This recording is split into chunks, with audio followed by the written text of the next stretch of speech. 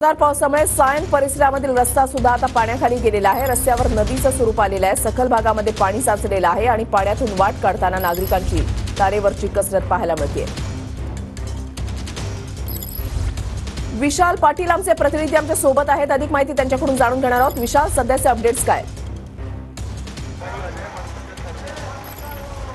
वृषाली, रात्रभर मुंबईत मुसळधार पाऊस पडल्यामुळे मुंबईतील रस्त्यांवरती पाणी साचलेलं आहे आणि याचा परिणाम जो आहे हा रस्ते वाहतूक असेल किंवा रेल्वे वाहतूक असेल याच्यावरती झालेला आहे। सायन परिसरातील सगळी दृश्य आहेत। सायन या ठिकाणी मोठ्या प्रमाणात पाणी साचलंय, त्यामुळे सायन ब्रिजवरची वाहतूक जी आहे ही थांबवण्यात आलेली आहे, कारण का अनेक वाहनं ही या पाण्यामध्ये बंद पडत आहेत। जवळपास गुडघ्यापेक्षा अधिक जास्त पाणी जे आहे ते या सगळ्या मार्गांवरती साचलेलं आहे। त्यामुळे सकाळच्या सत्रात आपण जर पाहायला गेलं तर पावसाची गती जी आहे ती जरी कमी असली तरी संततधार जी आहे ही मुंबईत आपल्याला पाहायला मिळते।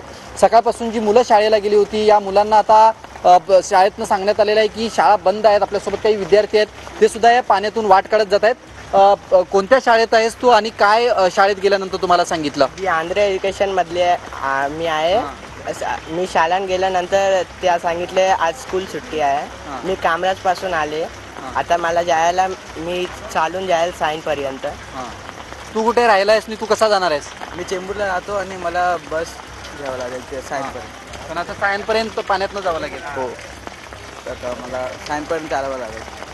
नक्कीच हे वृषाली शाळेचे विद्यार्थी आहेत। दुसरीकडे जर आपण पाहायला गेलं तर या सगळ्या रस्त्यांवरती सकल भागात जे आहे हे पाणी साचलेलं आपल्याला पाहायला मिळते। मग पार परेल ते थेट भांडूप या सगळ्या दिशेपर्यंत अनेक ठिकाणी पाणी जे आहे हे साचलेलं आहे आणि या सगळ्याचा परिणाम आता रेल्वे वाहतुकीवरती झाला आहे, कारण का ज्या प्रवाशांकडून आपल्याला माहिती मिळते की 2-2 तास ट्रेन प्लॅटफॉर्मवरती जे आहेत हे अनेक जण थांबलेले आहेत, मात्र ट्रेन जे आहेत हे येताना आपल्याला पाहायला मिळेल। दुसरीकडे जर आपण पाहायला गेलं तर मुंबईकर आपल्या कामानिमित्त बाहेर पडलेले आपल्याला पाहायला मिळत आहेत आणि ते अशा पद्धतीनं पावसातनं वाट काढत जात आहेत। अनेक ठिकाणी मुंबईकरांनी आता ही परिस्थिती पाहून घराबाहेर पडणं गरजेचं आहे आणि जे वाहनधारक आहेत किंवा जे वाहतूक करणारे आहेत या लोकांनी सुद्धा पाण्याचा अंदाज घेऊनच वाहनं रस्त्यांवरती जी आहेत ही चालवली पाहिजेत, कारण का जर पाण्याचा अंदाज आला नाही तर वाहनं जी आहेत ही पाण्यात गेल्यामुळे बंद पडू शकतात आणि अनेक सायन भागात सुद्धा अशाच पद्धतीची वाहनं जी आहेत ही बंद पडलेली आहेत। त्याच्यामुळे सुद्धा रस्ते वाहतुकीला जी आहे हा खोळंबा झालेला आपल्याला पाहायला मिळतोय।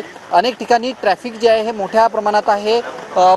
त्याचबरोबर ईस्टर्न एक्सप्रेसला सुद्धा अशाच पद्धतीची वाहतूक कोंडी जी आहे ही आपल्याला पाहायला मिळते। सायन भागातील आता जर आपण दृश्य पाहायला गेले तर दरवर्षी मुंबईकरांना हा येणारा अनुभव आहे। मुंबई महानगरपालिकेनं सातत्यानं दावे केले जातात की यावर्षी मुंबईत पाणी साचणार नाही किंवा नाले सफाई झाले, मात्र पहिल्याच पावसात हे मुंबईचं चित्र जे आहे हे आपल्याला पाहायला मिळते आणि मुंबईची तुंबई जी आहे ही झालेली आपल्याला पाहायला मिळते। नक्कीच आठवड्याचा पहिला दिवस आहे आणि त्याच्यामध्ये आता शाळा सुरू झालेल्या आहेत, ऑफिसेस सुरू झालेले आहेत, मात्र विद्यार्थ्यांना शाळेमध्ये गेल्यानंतर कळतंय की आज शाळेला सुट्टी आहे। त्याच्यामुळे विद्यार्थी घरी कसे पोहोचणार हा सुद्धा महत्त्वाचा प्रश्न आहे। गुडघाभर पाणी जे आहे ते ठिकठिकाणी साचलेलं आहे। धन्यवाद विशाल दिलेल्या सविस्तर माहितीसाठी।